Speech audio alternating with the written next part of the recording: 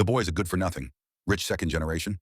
Others are training, but he is the only one who enjoys life because his father is the boss of the company, but he doesn't spoil him anymore.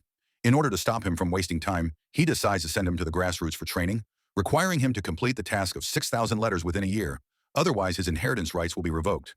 He thought it was a joke from his father at first until he arrived here. He felt the innocence of the villagers, the moving of houses on the roadside, and the terrifying eyes of the children, and then took her to the center of the town. Under the guidance of the driver, he pulled the alarm, and two families rushed out of the originally silent surroundings, and they began to fight together, scaring him to hide in the school.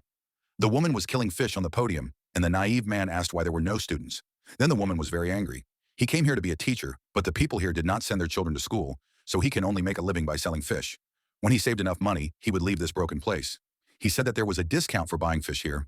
At this time, the driver found the boy and said that he would take him to the post office. When he opened the post office, it was simply a chicken farm, and there were chicken coops everywhere. This is also where he works and lives. When he ran away, he thought it might be his father's arrangement, but the driver said there was no arrangement. Night soon came, and the biting cold wind blew from all sides. The boy hid in the quilt and shivered all the time. He finally fell asleep, but was woken up by the chickens. He had to walk on a single plank bridge to go to the toilet.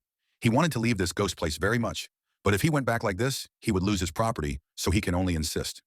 As a result, he searched all the mailboxes but did not find a single letter. He saw the old man pouring dirty water on the neighbor's quilt, and a man was knocked unconscious by a flower pot on the road. Even the place for taking a bath was demolished. This person said that the villagers here only use fists to express. The boy had walked all over the town, but no one was willing to send a letter. At this moment of despair, he saw a house in the corner, so he drove there. After seeing all kinds of toys in the house, the boy was intoxicated. The owner of the house came back, and the boy ran away in fear, but dropped a letter on the ground. A gust of wind delivered the letter to the old man, who opened it and found that it was a painting. The sad look in the painting touched the old man's heart. He found the boy and gave him a package, asking him to help give it to the boy in the painting, converted into Hindi.